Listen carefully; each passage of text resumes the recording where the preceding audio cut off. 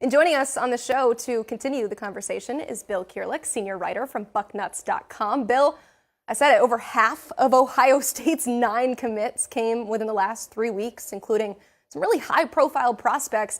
How have the Buckeyes been able to pull off this large wave of commitments in such a short amount of time? Well, I think hard work would be the biggest answer. I mean, Ryan Day and Mark Pantoni, their general manager of player personnel, they've done a great job of getting kids on campus this spring for their spring practices. I mean, it's kind of been a who's who of visitors coming and going from Ohio State this spring. And, you know, all the players that have committed to Ohio State on this role are kids that visited Ohio State so far this spring. You know, it started with the Armstrong twins, offensive linemen Deontay and Devontae Armstrong from the Cleveland area, Lakewood St. Edwards. Then James People, a running back from Texas, had a great multi-day visit to Ohio State earlier this spring. You have Mylan Graham, the 5-star wide receiver from Indiana, who's been to Ohio State numerous times and had another excellent visit. And then you had this past weekend, Air Noland, the prolific quarterback from Georgia. He visited Ohio State last weekend, and boom, you know, he's committed to Ohio State. So they've got these kids on campus, and they closed the deal with them, and now their class is really interesting. A number of weeks ago, Ohio State's class in the 247 Sports team composite recruiting rankings was number 17 in the country. And in the matter of a couple of weeks, they are number 4 in the country, and they're pushing to go higher. I mean, there's a big announcement tonight. We've got linebacker Peyton Pierce from Texas. He's going to announce his college choice at 7 o'clock Eastern Standard Time tonight. And if you look at the crystal ball, you're going to think he's going to Ohio State. We'll see, but the crystal ball thinks he's going there.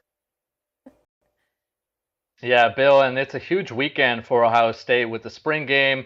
No shortage of visitors expected to make it up to the Horseshoe. One name that really stands out is Jeremiah Smith. He hasn't been shy about visiting other schools. So how significant is this coming weekend for him and Ohio State as he makes it back to Columbus? Well, I think it's important, Blair, but as far as his decision, I don't know that this weekend in particular is going to make that much difference, because even though, as you know, even though he's taking these visits, yeah, he's been pretty well locked into Ohio State. And how can I say that? Well, he's just doing his homework, so to speak, in that, or making sure of things. As long as Ryan Day and offensive coordinator, wide receivers coach Brian Hartline are at Ohio State, he's going to be a Buckeye.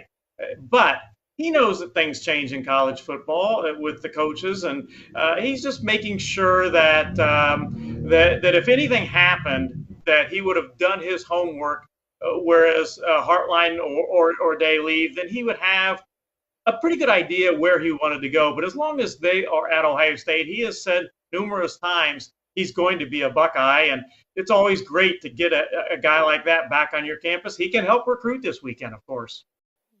Seen him pretty active on Twitter as well.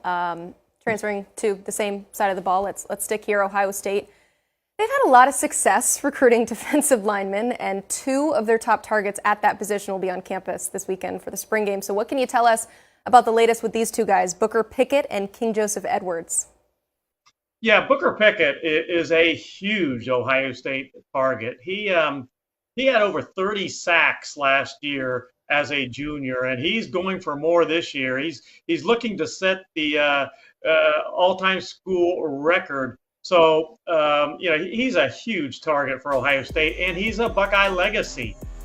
His uncle Ryan Pickett was a great defensive tackle for Ohio State, so he's an Ohio State legacy. And getting him on campus again, he's been to Ohio State's campus before, but getting him on campus again this weekend, it's supposed to be 75 to 80 degrees and sunny for the spring game. And when that happens in Columbus, you're usually talking for a spring game anywhere from 75,000 to 95,000 fans in Ohio Stadium for the spring game. So an atmosphere like that for just the spring game, it's a great time to have him back on campus. certainly. Now, King Joseph Edwards, he's a guy that has been wanting to get back to Ohio State all spring long, and he has kind of targeted this weekend, and hopefully he'll be able to make it to Ohio State and get back on campus. He's been to Ohio State other times, so it would again be a return visit for King Joseph Edwards, and hopefully he does make it to Columbus this weekend because, like I said, it's going to be a great show and some great weather.